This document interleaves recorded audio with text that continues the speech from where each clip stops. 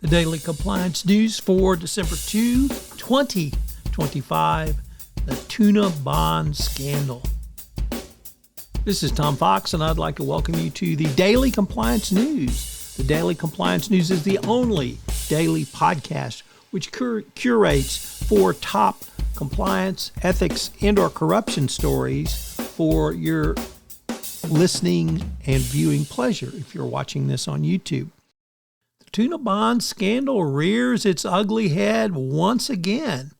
As reported by ACAMS, Switzerland has charged Credit Suisse over the scandal.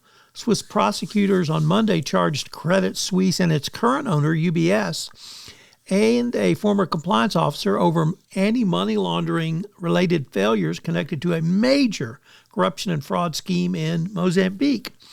The Swiss headquartered lender in 2013 and 2014 helped 3 Mozambican state-owned enterprises obtain more than $2 billion in loans to finance projects to modernize the country's fishing facilities. However, the initiative never materialized because corrupt bankers and local officials raked in more than $130 in bribes, allowing the loot of the full bonds and putting it all on the people of Mozambique. So, some 12 years later, Credit Suisse brought to justice. Oops, they're owned by somebody else. Next up from the Times, that's the London Times, not the New York Times.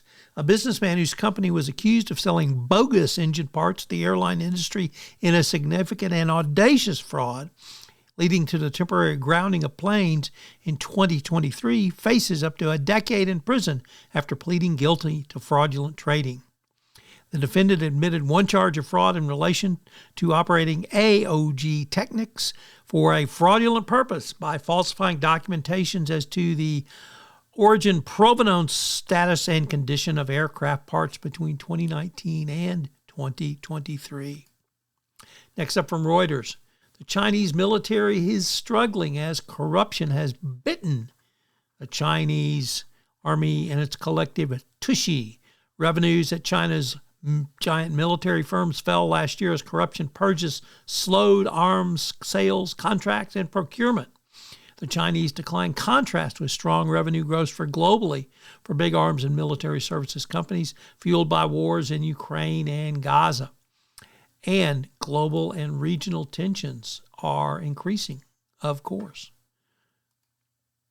Next up, or rather our final story, comes to us from The Independent, that a Bangladesh court has sentenced former Labour MP Tilip Saeed to 2 years in prison, finding her guilty of corruption over a government land project. The thing? She was tried in absentia. So good luck, as there is no extradition treaty. Oh well. The Daily Compliance News is a production of the Compliance Podcast Network and a proud member of C-Suite Radio. Thanks so much for listening. I hope you'll join me again tomorrow.